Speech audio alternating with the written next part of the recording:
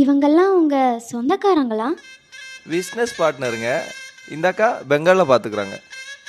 இந்த மாமா பீகாரில், இவர் யூபியில், இவர் மும்பையில், இவர் நம்ம தமிழ்நாட்டில்.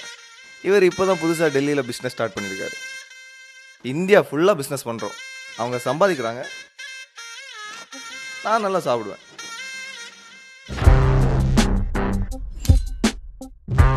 இது இட்லி, சைனீஸ் சாப்பாடு இல்ல. மாப்பிள்ள நீங்க தானே? வேற யாரா இருக்க முடியும்? பாருங்க, என் பாட்டி எனக்கு நிறைய விட்டு போயிருக்காங்க. பேர் இருக்கு, புகழ் இருக்கு, பணம் இருக்கு, மரியாதை. கல்யாணத்துக்கு அப்புறம் மரியாதையும் வந்துடும். ஹலோ, இது வரைக்கும் யாரும் மாப்பிள்ளனே முடிவாகல. நான் வேணா மாப்பிள்ளையா இருக்கேன், எனக்கு எந்த குறைச்சலும் இல்ல. நோ, நீ கொஞ்சம் கம்முன்னு உட்காரு.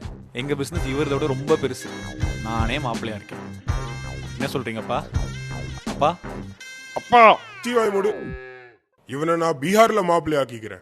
ஆனா இந்த வீட்டுக்கு மாப்பிள்ள நான் தான். யோ பெருசு, எல்லா கல்யாணத்தையும் உன் வீட்லயே நடத்தியப்பியா? அப்ப நாங்க எதுக்கு இருக்கோம்? ஈயோட்டுறதுக்கா? யோ பங்காளி, போன தடவை வேற ஒருத்தன் கல்யாணத்துல நீ மாப்பிள்ளையா இருந்த. இப்போ உன் கடையே உன் பேர்ல இல்ல. உன்ன இரு இரு இரு இரு, இத பத்தி நம்ம அப்புறம் பேசிக்கலாம்.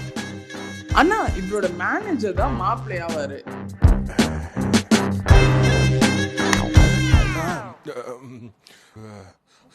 மாப்பிள்ள தம்பியாவே இருக்கலாம்.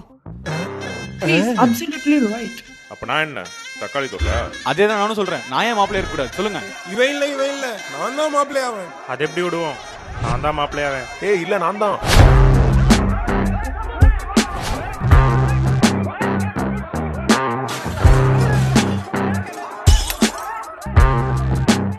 வீட்டை பத்தி கவலைப்படாதீங்க அங்கிள். கல்யாணத்துக்கு அப்புறம் வீடு நம்மள் தானே. நீங்க நினைக்கிறீங்களா இந்த சண்டையில இவங்க மாப்பிள்ளை யாருன்னு முடிவு செஞ்சிருவாங்கன்னு? அப்போ பிரதமரை எப்படி தேர்ந்தெடுப்பாங்க? வாரிசு ஊழல்வாதிகளின் முயற்சிகள் முறியடிக்கப்படும். மீண்டும் வேண்டும் மோடி. இம்முறை 400க்கு மேல்.